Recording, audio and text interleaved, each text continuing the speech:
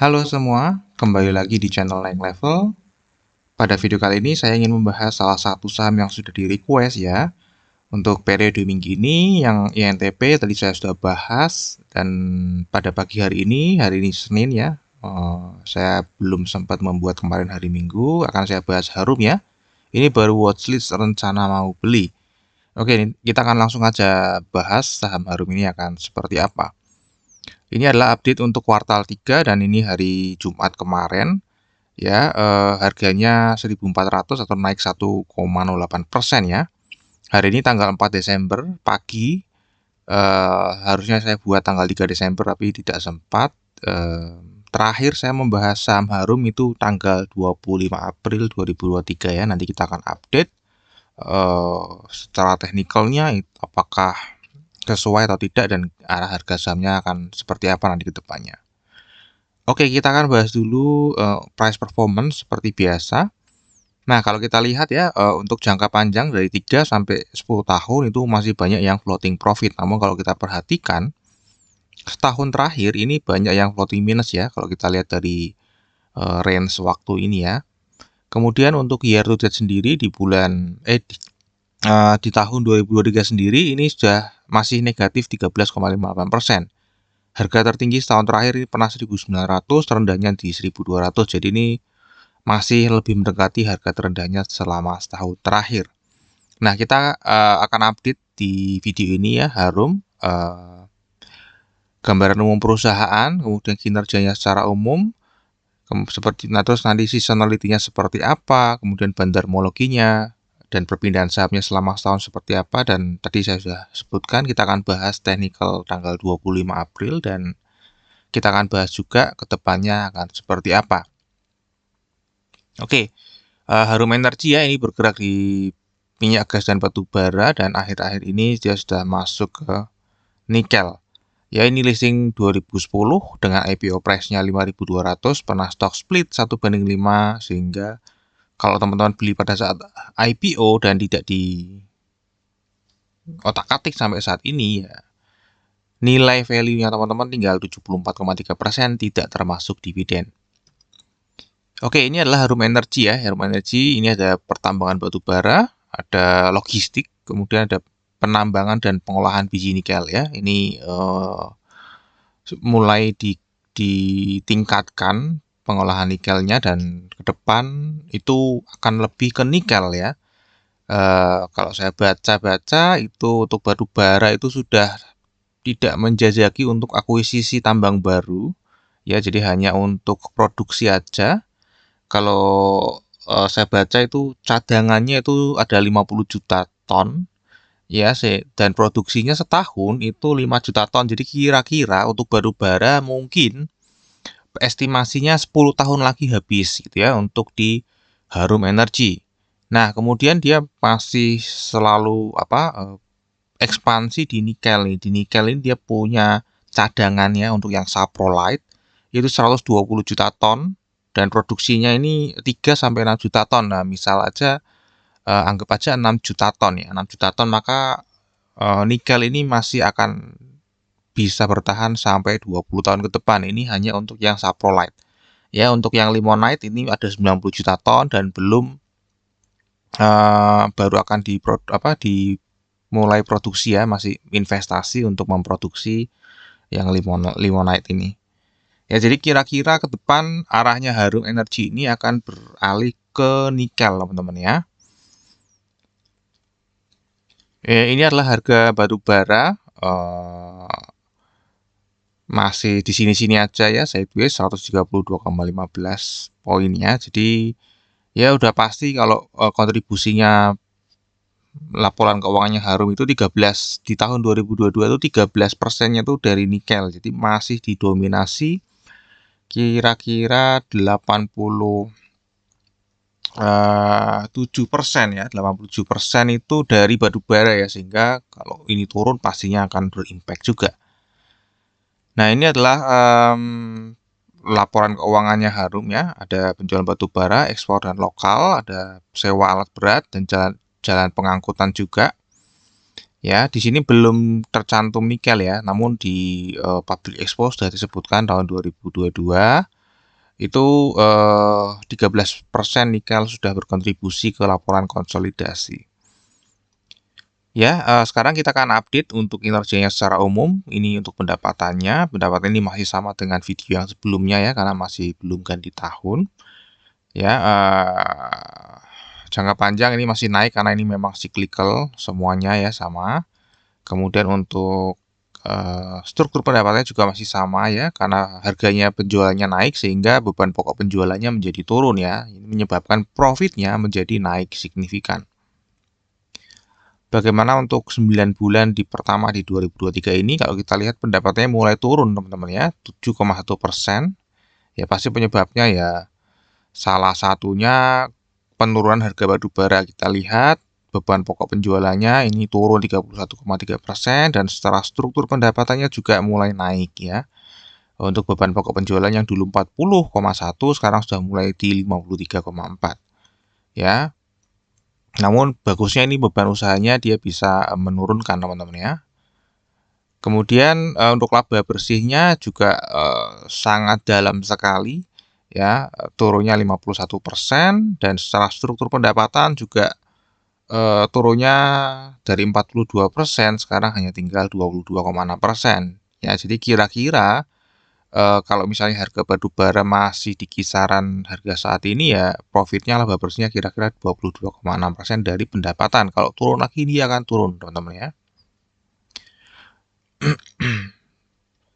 Kemudian kita cek dari valuasinya untuk PBV-nya saat ini di 1,08 dan PE ratio-nya di 8,54. Ya,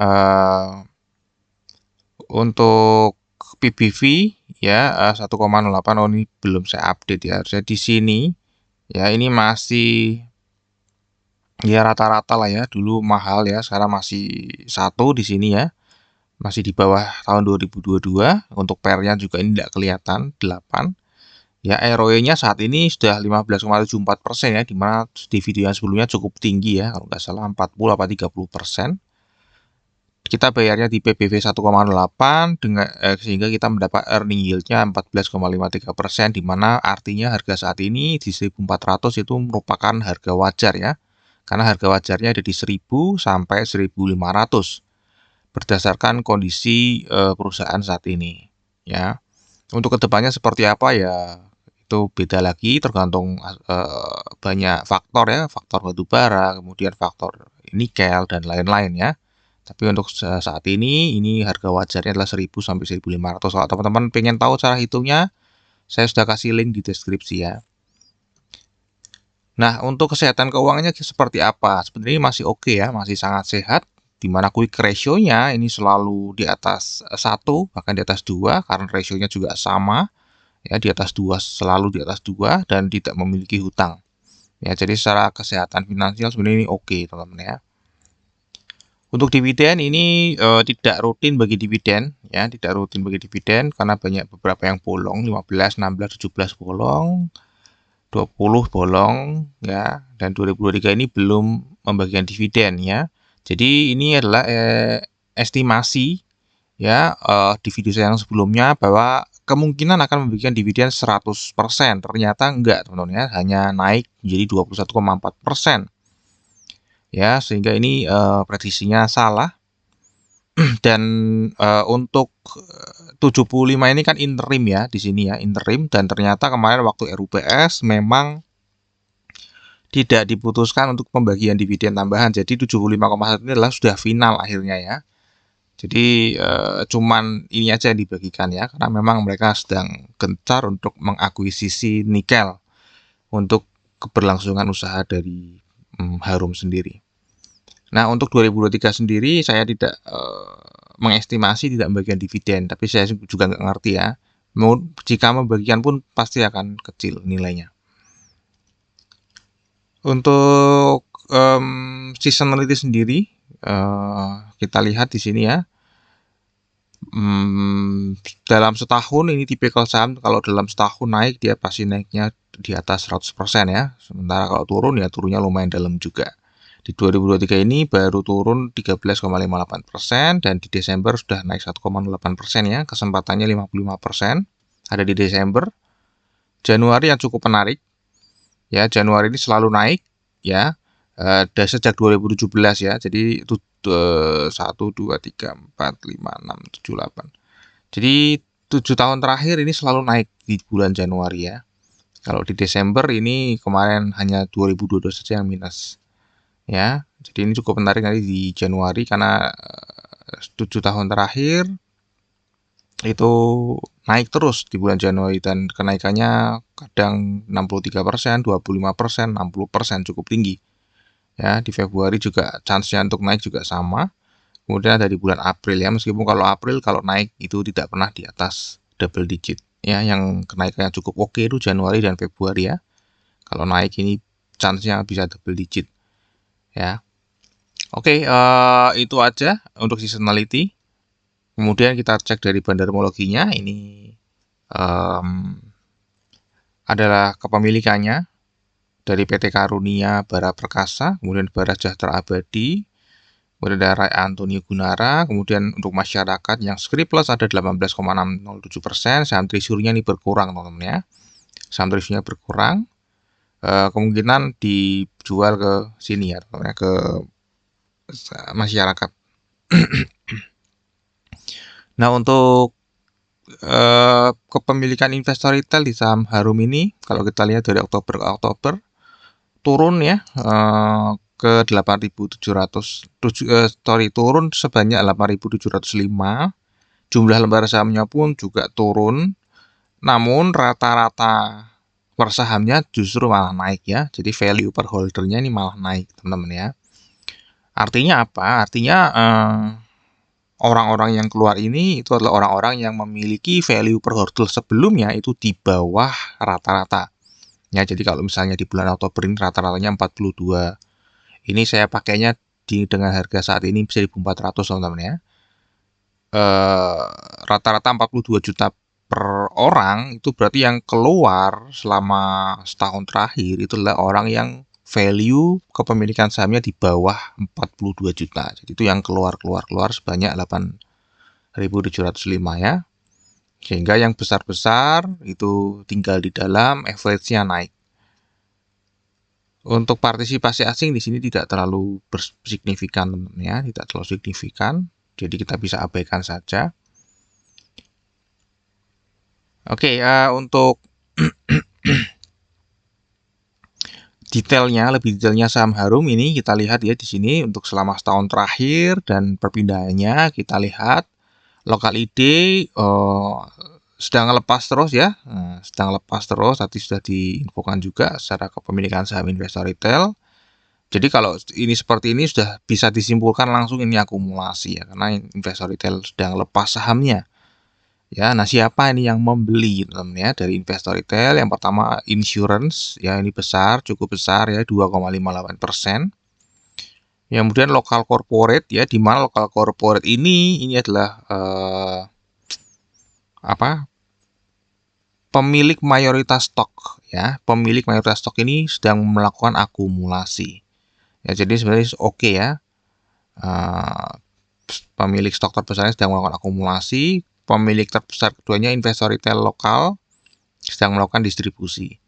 Ya, ini reksadana juga sedang distribusi, ada uang besar juga yang distribusi, sekuritas naik. Ya, kemudian investor asing juga mulai masuk ke saham Harum ya, karena mungkin tertarik dengan nikelnya ya. Reksadana asing masuk ya, sekuritas asing, kemudian ada foundation juga meskipun hanya kecil. Ya, jadi ini masih sedang ada akumulasi dari beberapa pemain besar lokal dan asing ya. Namun ini reksadana lokal justru malah buang ya. Di saat uang besar lainnya malah masuk, dia malah buang untuk reksadananya. Bersama dengan investor retail lokal. Makanya ini tekanan jualnya cukup besar. Karena ada reksadana yang buang ya. Kepemilikannya 7,46%. Ya, jadi harganya memang ranging mungkin ya, balance ya, karena lokal ID-nya masih buang terus, plus ini, namun ditampungnya oleh uang-uang besar lainnya. Ya. Nah, untuk bulan Desember sendiri, kalau kita lihat sedang terjadi big accumulation, ya mestinya memang sedang akumulasi ya, jadi ini masih berlanjut, ya, tanggal 1, Kemudian dari Bandar Detektor juga terlihat big accumulation, dari ini juga kelihatan ya big accumulation ya dari broker summary. Ada akumulasi juga kelihatan.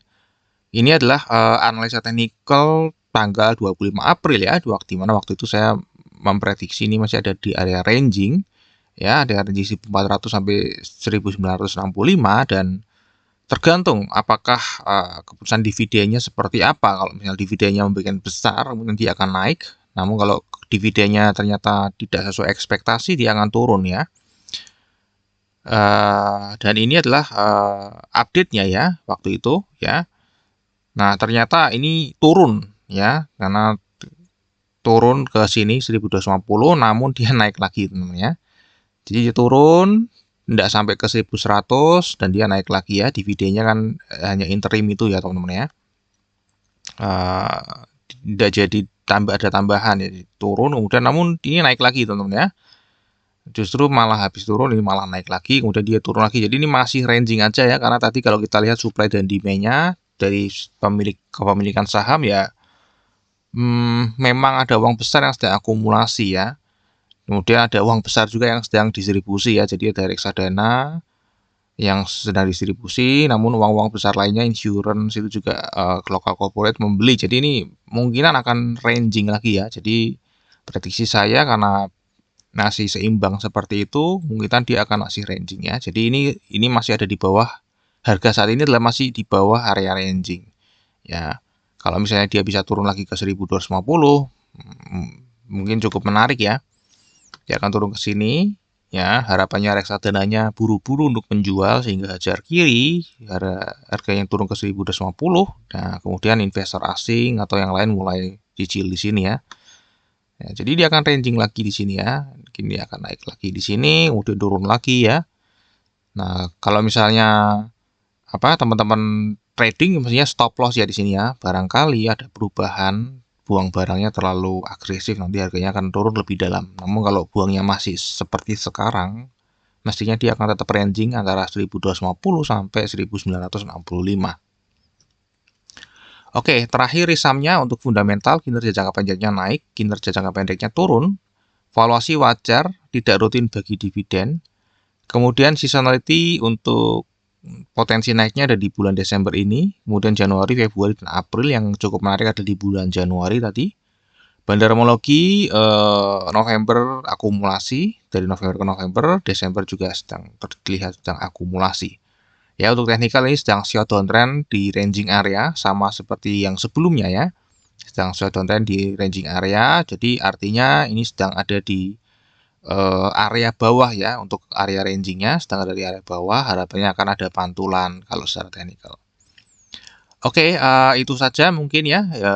Terakhir disclaimer ya, jadi analisa yang saya bagikan di YouTube ini adalah analisa saya pribadi yang tentu saja juga bisa salah. Ini bukan ajakan jual atau beli saham Harum ya, apalagi yang request ini memang sedang memasukkan di watchlist. Semoga video saya ini bisa membantu dalam mengambil keputusan, tapi sekali lagi tetap harus dianalisa ulang lagi dan jadikan video saya ini hanya sebagai second opinion saja. Oke, sampai di sini dulu video analisa saham Harum. Semoga bisa bermanfaat. Kita akan ketemu lagi di video yang berikutnya.